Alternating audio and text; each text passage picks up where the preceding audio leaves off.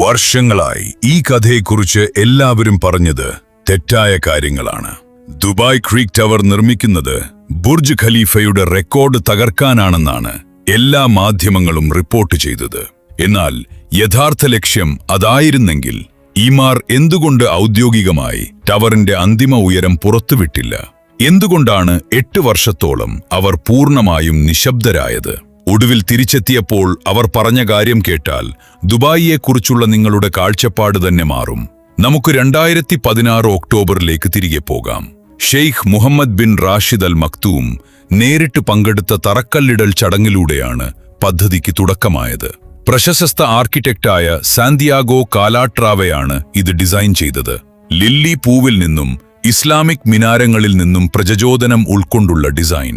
കേബിളുകൾ താങ്ങി നിർത്തുന്ന തറയും മുകളിൽ ഒരു നിരീക്ഷണ കേന്ദ്രവും രാത്രിയിൽ മൈലുകൾക്കപ്പുറത്തുനിന്ന് കാണാവുന്ന പ്രകാശഗോപുരവും അടങ്ങിയതായിരുന്നു അത്. അന്ന് ഈമാർ പറഞ്ഞത് ടവറിന് കുറഞ്ഞത് 1300 മീറ്ററെങ്കിലും ഉയരമുണ്ടാകുമെന്നാണ്. ബുർജ് ഖലീഫയേക്കാൾ വലിയൊന്ന് ദുബായ് പണിയുന്നുവെന്ന വാഗ്ദാനത്തിൽ ഇന്റർനെറ്റ് ഇളകിമറിഞ്ഞു. 2018 മെയ് മാസത്തോടെ ഫൗണ്ടേഷൻ ജോലികൾ പൂർത്തിയായി. ഭൂമിക്കടിയിലേക്ക് 145 ബാരറ്റ് പൈലുകൾ ഇറക്കി ഫൗണ്ടേഷനിൽ ലോക്കൽ റെക്കോർഡ് തന്നെ സൃഷ്ടിച്ചു. 2020 എക്സ്പോയ്ക്ക് മുൻപായി നിർമ്മാണം പൂർത്തിയാകിയാകുമെന്നായിരുന്നു ഇമാറിന്റെ വാഗ്ദാനം. പദ്ധതികളെല്ലാം കൃത്യമായി മുന്നോട്ടു പോവുകയായിരുന്നു. പക്ഷേ ഈ ഫൗണ്ടേഷന്റെ യഥാർത്ഥ വലിപ്പം മനസ്സിലാക്കുമ്പോഴാണ് കഥ കൂടുതൽ രസകരമാകുന്നത്. ടവറിനായി 145 ഭീമൻ ബാരറ്റ് പീൽസാണ് ഭൂമിക്കടിയിലേക്ക് സ്ഥാപിച്ചത്. ഇവ 72 മീറ്റർ ആഴത്തിലേക്ക് ഇറക്കി സ്ഥാപിക്കുകയും 36,000 ടൺ വരെ ലോഡ് ടെസ്റ്റ് ചെയ്യുകയും ചെയ്തു. അതായത് മുകളിലേക്ക് ടവർ ഉയർന്നില്ലെങ്കിലും അതിന്റെ ഭീമൻ അടിത്തടിത്തറ ഇന്നും അവിടെ തന്നെയുണ്ട്. എന്നാൽ അതിനുശേഷം കണ്ടത് കടുത്ത നിശബ്ദതയാണ്. കോവിഡ് എത്തുന്നതിന് 2 വർഷം മുൻപ് തന്നെ സൈറ്റിൽ ക്രെയിനുകളോ തൊഴിലാളികളോ ഒന്നുമുണ്ടായിരുന്നില്ല. കോടികൾ ചെലവിട്ട ആ വലിയ കുഴി മാത്രമായി സ്ഥലം വിജനമായി കിടന്നു. 2020 ഏപ്രിലിൽ കോവിഡ് കാരണം നിർമ്മാണം താൽക്കാലികമായി നിർത്തിയെന്ന് ഇമാർ അറിയിച്ചു.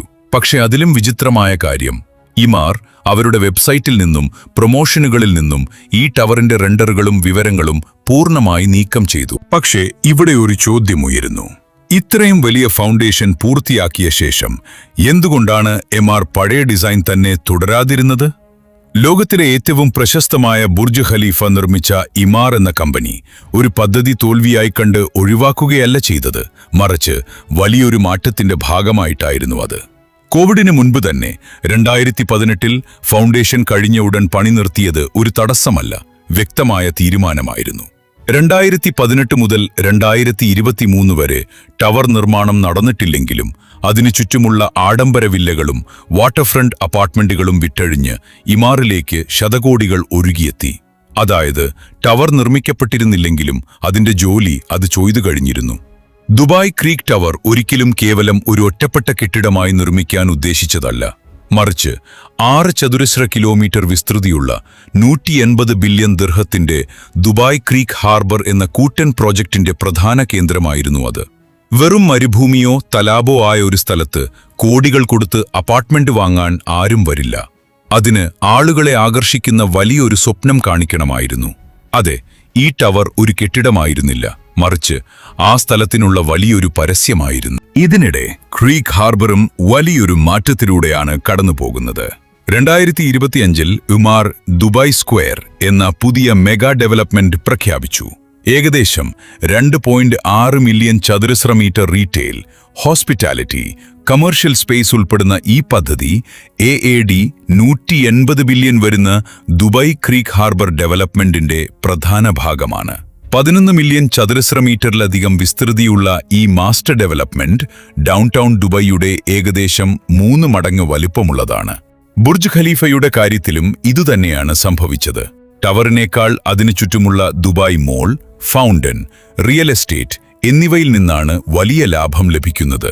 കൂടാതെ ലോകത്തിലെ ഏറ്റവും ഉയർന്ന ടവറുകളുടെ മുകളിലത്തെ 40% വലിയ തുക ചെലവഴിച്ച് നിർമ്മിക്കുന്ന ഈ ഭാഗത്തുനിന്ന് വാടകയൊന്നും ലഭിക്കില്ല. ഈ യാഥാർത്ഥ്യം നന്നായി അറിയാവുന്ന ഇമാർ ക്രീക്ക് ടവർ നിർമ്മാണം താൽക്കാലികമായി നിർത്തിവെച്ച് അതിനു ചുറ്റുമുള്ള അടിസ്ഥാന സൗകര്യങ്ങളും മോൾ ശൃംഖലകളും വികസിക്കുന്നതുവരെ കാത്തിരിക്കുകയായിരുന്നു. ഇതിനൊപ്പം ദുബായ് മെട്രോ ബ്ലൂ ലൈൻ കൂടി ക്രീക്ക് ഹാർബറിലേക്ക് എത്തുകയാണ്.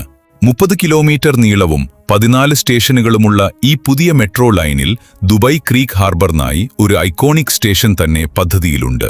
2030 പ്രതിദിനം ഏകദേശം 20,000 യാത്രക്കാരും പിന്നീട് 2040 320,000 വരെ യാത്രക്കാരും ഉപയോഗിക്കുമെന്നാണ് RTA കണക്ക്.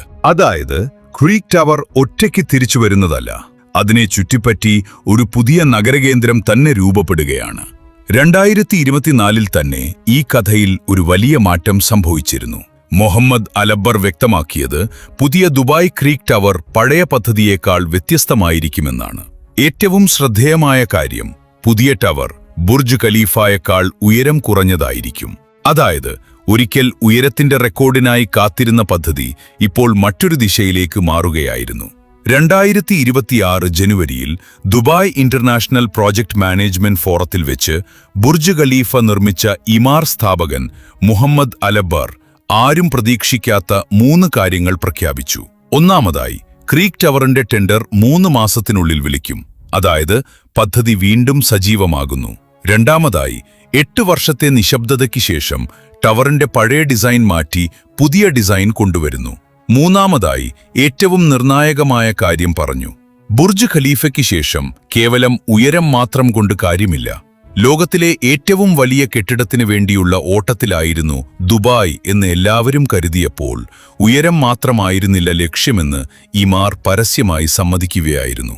പുതിയ ക്രീക്ക് ടവർ ബുർജ് ഖലീഫയേക്കാൾ ഉയരം കുറഞ്ഞതായിരിക്കും. ഇത് കേവലം ഒരു തന്ത്രമാറ്റമല്ല, ഒരു തുറന്നുപറച്ചിലാണ്. മാധ്യമങ്ങൾ സൃഷ്ടിച്ച ഹൈപ്പിലൂടെ കോടികളുടെ സൗജന്യ പരസ്യവും പ്രീ ലോഞ്ച് ഹൈപ്പും അവർ സ്വന്തമാക്കി. ഇപ്പോൾ ദുബായ് ക്രീക്ക് ഹാർബറും ദുബായ് സ്ക്വയർ മോളും മെട്രോ ബ്ലൂ ലൈനും റെഡിയായതോടെ അവർക്ക് ഇനി വ്യാജ ഹൈപ്പിന്റെ ആവശ്യമില്ല. കെട്ടിടം പണിതാൽ മാത്രം മതി. 2018 മുതൽ ഭൂമിക്കടിയിൽ സുരക്ഷിതമായിരിക്കുന്ന 145 ബാരറ്റ് പൈലുകളിൽ ഇനി മുകളിലേക്ക് നേരിട്ട് കെട്ടിടമുയർത്താം. പക്ഷേ 2026 ഇതോടെ കഥ അവസാനിച്ചില്ല. പിന്നീട് കൺസ്ട്രക്ഷൻ മെറ്റീരിയലുകളുടെ വിലയും സപ്ലൈ ചെയിൻ പ്രശ്നങ്ങളും കാരണം ടെൻഡർ വീണ്ടും ഏകദേശം 3 മുതൽ 4 മാസം വരെ നീട്ടിവെക്കേണ്ടി വന്നു. അതായത് ടവർ തിരിച്ചുവരുന്നു എന്ന പ്രഖ്യാപനമുണ്ടായെങ്കിലും നിർമ്മാണം പൂർണ്ണവേഗത്തിൽ ആരംഭിച്ചിട്ടില്ല. ഇപ്പോൾ ഏറ്റവും വലിയ മിസ്റ്ററി ഇതാണ്, പുതിയ ടവറിന്റെ കൃത്യമായ ഉയരം എത്രയായിരിക്കും?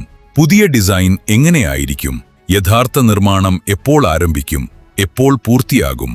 ഇവയിലൊന്നിനും ഇപ്പോഴും വ്യക്തമായ ഔദ്യോഗിക ഉത്തരം പുറത്തുവന്നിട്ടില്ല. ഇനി ഇതൊന്ന് വിശകലനം ചെയ്തു നോക്കൂ. ഈ കഥയെ 2 രീതിയിൽ കാണാം. ആദ്യത്തെ വീക്ഷണം, ഇത് ആർക്കിടെക്ചറൽ ചരിത്രത്തിലെ ഏറ്റവും ബുദ്ധിപരമായ തന്ത്രമാണ്.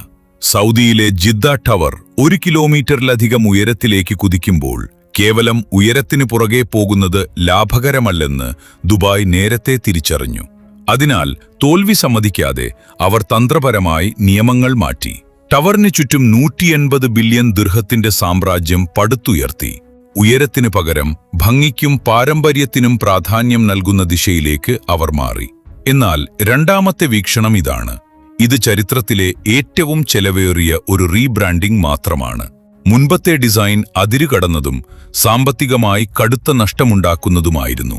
വാഗ്ദാനം ചെയ്ത വലിയ ടവർ നിർമ്മിക്കാൻ കഴിയാതെ വന്നപ്പോൾ ബുദ്ധിപൂർവം വാക്കുകൾ മാറ്റി ബുർജ് ഖലീഫയേക്കാൾ ചെറിയ കെട്ടിടമാക്കാൻ തീരുമാനിച്ചതാണ് ഇതിന് കാരണം. സൗന്ദര്യത്തിന് പ്രാധാന്യം നൽകുന്നു എന്നത് കേൾക്കാൻ വളരെ ആകർഷകമായി തോന്നാമെങ്കിലും ഇതിന്റെ യഥാർത്ഥ അർത്ഥം ഇതാണ്, ആദ്യം നൽകിയ വലിയ വാഗ്ദാനം നിറവേറ്റാൻ അവർക്ക് സാധിച്ചില്ല. അതിനാൽ അവർ വാഗ്ദാനം ചെയ്ത കാര്യങ്ങളിൽ തന്നെ മാറ്റം വരുത്തി.